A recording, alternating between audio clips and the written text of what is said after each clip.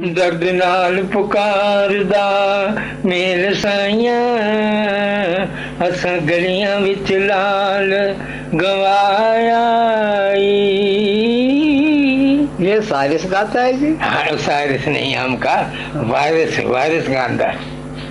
तो डॉक्टर लोग इसको पकड़ते क्यों नहीं? डॉक्टर कोई जोगी होंगे जो बीन बजा के इन्हें पकड़ लेंगे।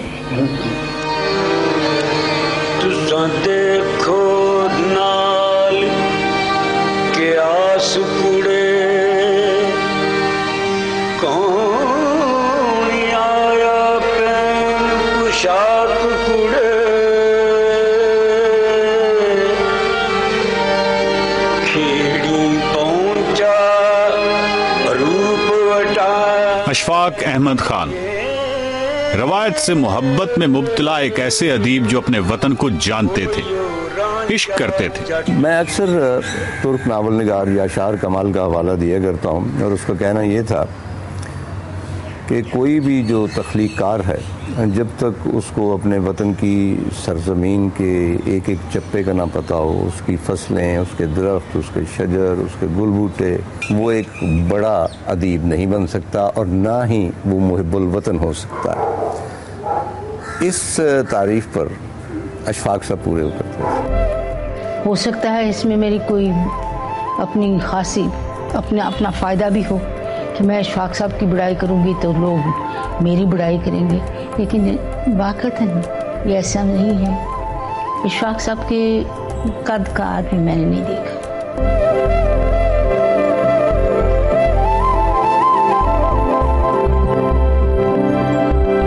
ये सर्दियों की एक यखबस्ता और तवील रात की बात है। मैं अपने गर्म बिस्तर पर सर ढांपे गहरी नींद सो रहा था कि किसी ने झंझोड़ कर मुझे जगा दिया। कौन है? मैंने चीख कर पूछा और उसके जवाब में एक बड़ा सा हाथ मेरे सर से टकराया और गुप अंधेरे से आवाज आई, थाने वालों ने रानो को गिरफ्तार कर लिया।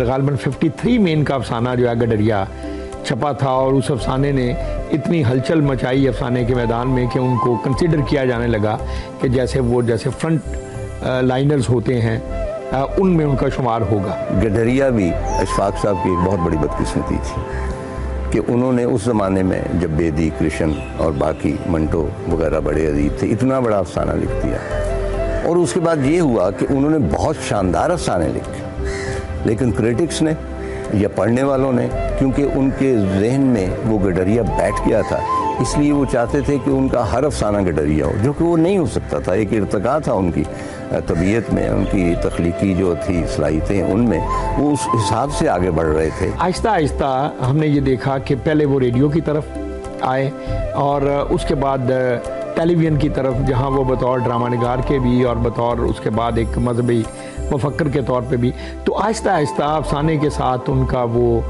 जो बंधन था वो कमज़ोर ख़त्म तो कभी नहीं हुआ। मेरा ख्याल है कि अगर मैं कहूँ कि किसी अहद का आदमी कौन सा सबसे अजीम होता है तो उसमें कई जहतों की अगर बड़ाई हो तो फिर वो बड़ा होता है। अशफाक अहमद पाकिस्तान का वो नगीना है जो पाकिस्तान के बाद मेरा ख्याल है इन 65 साल में मैं कहूँगी एक ऐसा नगीना तैयार हुआ है जो इलामा इकबाल के बराबर है, क्योंकि उनकी जहतें बहुत बड़ी हैं।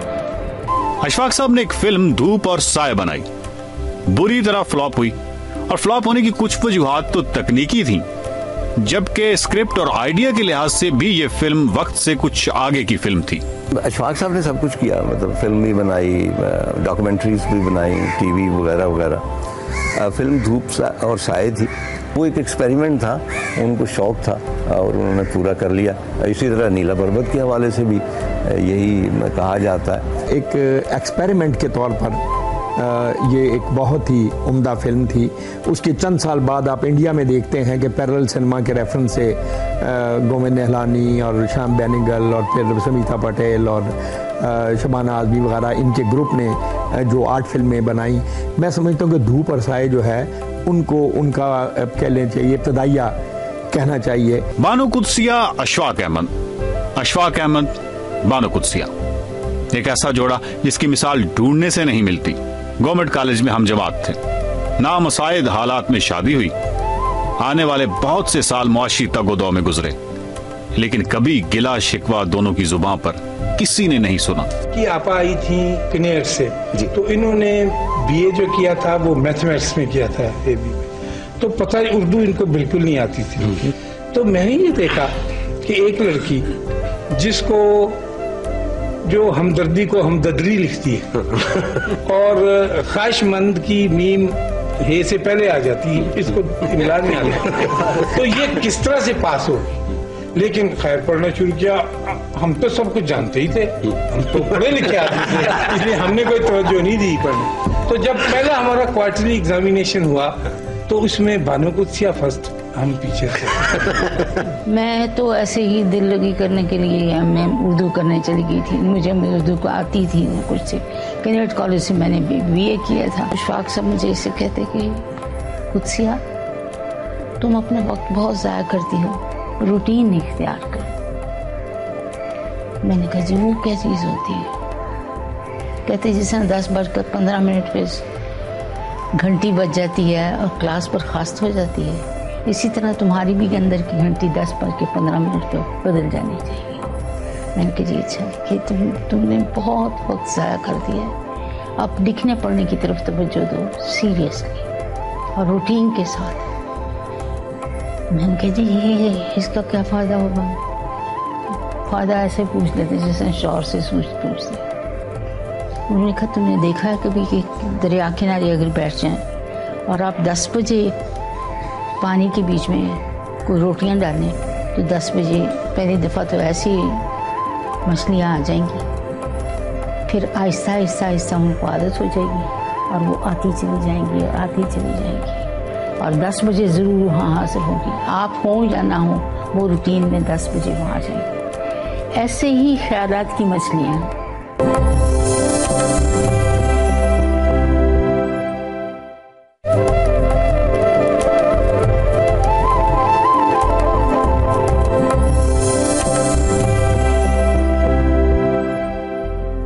एक अदबी महफिल थी तो मैं अशफाक साहब के साथ ऐसे गुफ्तगू कर रहा था। उसके बाद मैंने बानो आपा को देखा, मैं उनके पास चला गया तो हम हाल से बाहर निकलने लगे तो सदर दरवाजे के पास बानो आपा रुक गया। तो मैंने कहा बानो आपा आए ना, तो कहने लगे नहीं पहले अशफाक साहब बाहर निकलेंगे, वो भी पीछे थे। तो मुझे ज़रा स्ट्रेंज सा लगा। मैंने कहा कि बानो आपा ये क्या बात हुई? मतलब ठीक है मोहब्बत अपनी जगह, अपने खामुन के साथ जो एक जिस तरह आप उनकी प्रस्तश करती हैं अपनी जगह, लेकिन पहले आप क्यों नहीं जा सकती? कहने लगी ना देखो ना जब तक इंजन नहीं आएगा तो गाड़ी तो नहीं चलेगी, तो वो इंजन है मेरा, तो वो आएंगे तो मैं उनके पीछे लग के आगे चली जाऊंगी ना। ये क्योंकि अशफाक साहब की अना बड़ी स्ट्रांग थी। अभी बानो आपा की जो एक याददाश्तों पर मबनी किताब राह रवां आई है उसमें उन्होंने इस सवाल का बहुत अच्छा जवाब दिया है, क्योंकि आमतौर पर लोग इस बारे में यही, और मेरा भी अवलीन तसव्वुर यही था कि बानो आपा ने अपने आप को बिल्कुल माइनस कर दिया, मिटा ही दिया, जम कर दिया अशफाक साहब की ज़ात में, और इस तरह से वो दोनों एक हमवार ज़िंदगी गुजार सके। लेकिन अगर आप इसको पढ़ें, उनकी किताब को और गौर से देखें तो ये पता चलता है कि ये बिल्कुल ऐसा नहीं था कि उन्होंने माइनस कर दिया हो। एक ख़ास तरह की एडजस्टेबिलिटी जो है वो उन्होंने डेवलप की। किसी चीज़ का या किसी शख्स का या किसी माहौल का नज़रिया समझने के लिए बड़ी देर उसके साथ राब्ता रखना पड़ता है, और बड़ी देर तक उसके साथ राब्ता रखने के साथ भी इंसान उसको समझ नहीं सकता, क्योंकि इंसान उसके अंदर नहीं रहता। बाहर से तो समझ लेता है कि ये नीला रंग पसंद करता है, ये इस कुर्सी पे बैठना पसंद करता है, ये खाने में भिंडी गोश्त पसंद करता है। ऐसी चीज़ें तो आसानी से समझ आती हैं, बैरून इंसान जो कुछ है वो समझ में आ जाता है, लेकिन वो अंदर किस तरह सोचता है, किस तरह अपने नज़रियात तब्दील करता है, इसके लिए वक्त बहुत लगता है। अशफाक साहब का और बानो आपा का ताल्लुक ऐसा था कि वो समझ लें कि दुनिया में एक आइडियल कपल था और दोनों एक दूसरे को कम्प्लीमेंट करते थे। अशफाक साहब कहते थे कि आपकी आपा का ये सारा कुछ किया है, वही सबसे ज़्यादा मेहनती है। आपा जी कहते थे कि जो कुछ भी मुझे हासिल हुआ है वो खान साहब की वजह से है। लेकिन उनकी एक ऐसी आइडियल सिचुएशन है कि जिसमें कोई किसी भी तरफ आप जो है ना कुछ ऐसा चीज़ नहीं सोच सकते कि कौन बड़ा है कौन छोटा है। मेरा ख्याल है जो लोग हैं इशफाक साहब को चाहने वाले, वो इशफाक साहब को उस तरह चाह नहीं सके जिसमें उनका चाहने का हक। यानी इंसान पूरा किसी को एक दायरे में चाहता होना चाहिए। हम तनकीद निकाल रहे हैं, तो जब भी हम किसी आदमी से मोहब्बत करने लगते हैं, वो कीड़े का निकालने की आदत हमारे गालिब आ जाती है, और हम ये देखना चाहते हैं कि इसमें कौन सा नक्स है जिससे हम नफरत भी कर सकें। तो ये मोहब्बत का ये तरीका है, ये दुरुस्त नहीं है। अशफाक साहब को गुफ्तगू का बादशाह कहते थे। वो दास्तां गो थे। किसी महफिल में बात शुरू करते तो कौन था जो महफिल को छोड़कर जा सके। मेरा ख्याल है कि ये पूरी फैमिली जो है, क्योंकि मेरी सास साहिबा बताती, वो कहती हैं कि इन सबको गुफ्तगू करने का शौक था और ये बहुत अच्छी गुफ्तगू करते थे। यानी ये फैमिली ट्रेडिशन थी, वो दास्तान गोई या गुफ्तगू करना। बहुत अच्छे स्टोरी टेलर थे।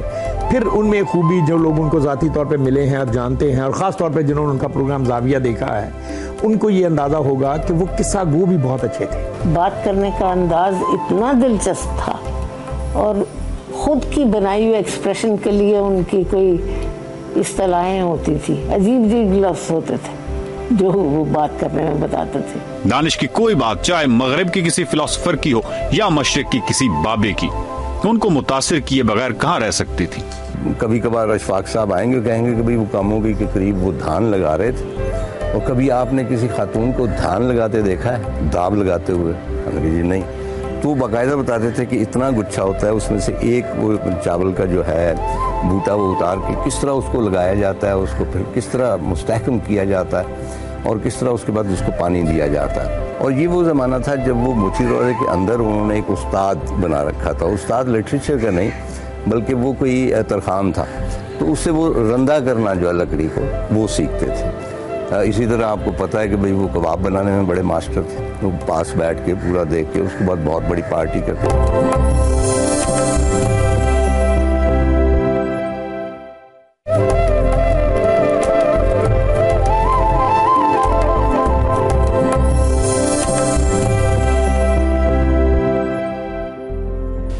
अशफाक साहब का ड्रामा अशफाक साहब का ड्रामा था।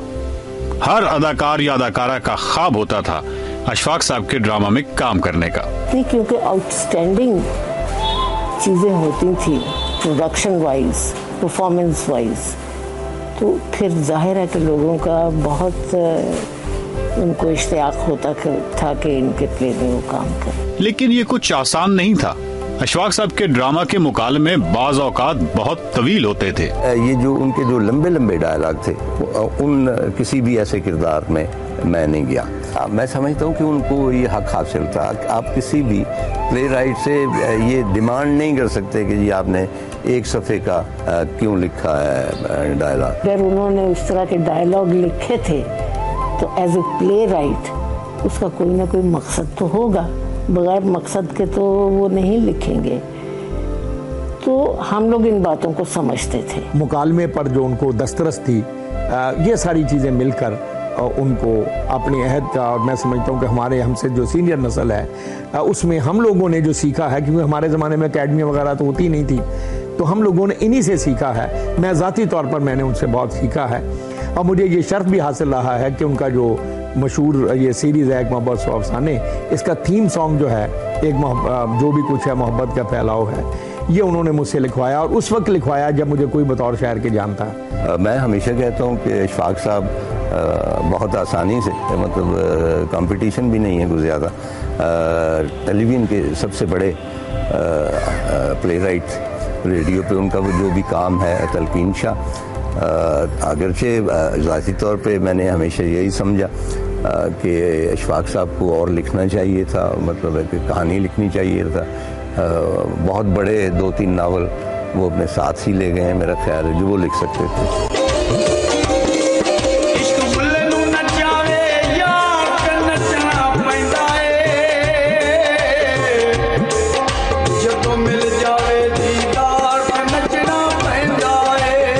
एक दफा बानो कुदसिया ने कहा कि अशफाक साहब बाबा नहीं, बाबों के सहाफ़ी हैं। जिस तरह वो तसव्वुफ़ की जानिब आए, बाबाजात की तरफ आए, तो मैं समझता हूँ कि ये भी जस्तजू का ही एक हिस्सा था। यानी वो कोई अलग से शोबा नहीं था, लेकिन एक रेफरेंस था जिसको वो जानना चाहते थे।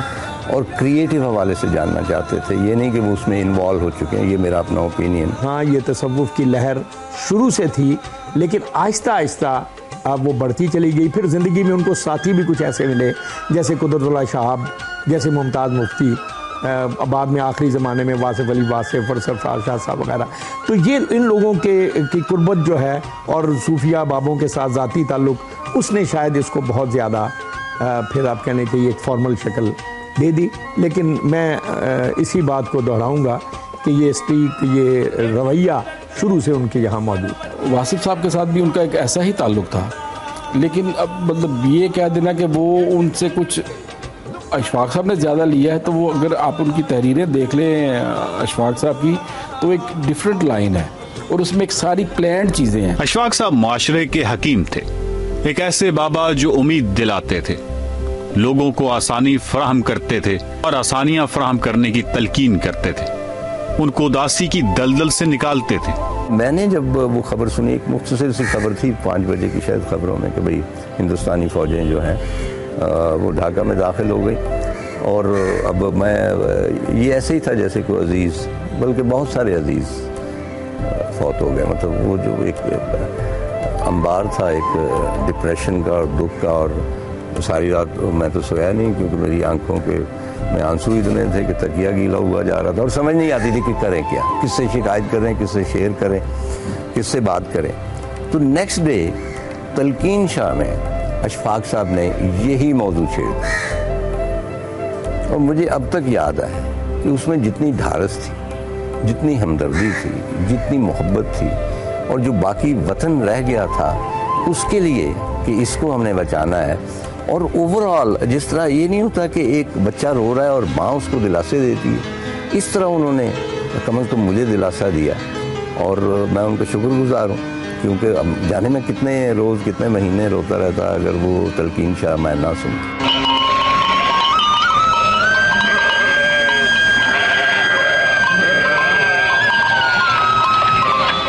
आज इस तशन्नुज में मुब्तला मुआशरे को अशफाक अहमद की ज़रूरत है, और वो जा चुके हैं।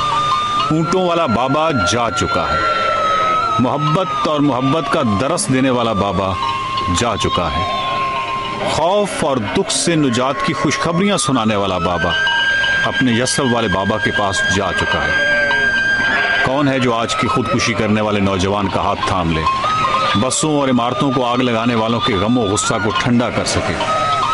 अशफाक अहमद खान, हम आपको कभी नहीं भूलेंगे। जिस मकाम पर आपका कोई काम आपकी मर्जी के मुताबिक हो जाए, वहाँ शुक्र करें। देखिए, मैंने ख्वाहिश की कि मुझे नौकरी मिल जाए, और मुझे मेरी नौकरी मिल गई और मेरी मर्ज़ी के मुताबिक भी हुई, तो मुझे शुक्र करना चाहिए। और अगर नहीं मिली, नौकरी नहीं मिली, फिर बेरोज़गारी ही हाथ आई, तो उस सूरत में मुझे सब्र करना चाहिए। तो ये 2 हथियार हैं जिनके साथ इंसान ज़िंदगी को समझता है, और फिर उसे ज़िंदगी बसर करने का तरीका, सलीका और कमीना आ जाए।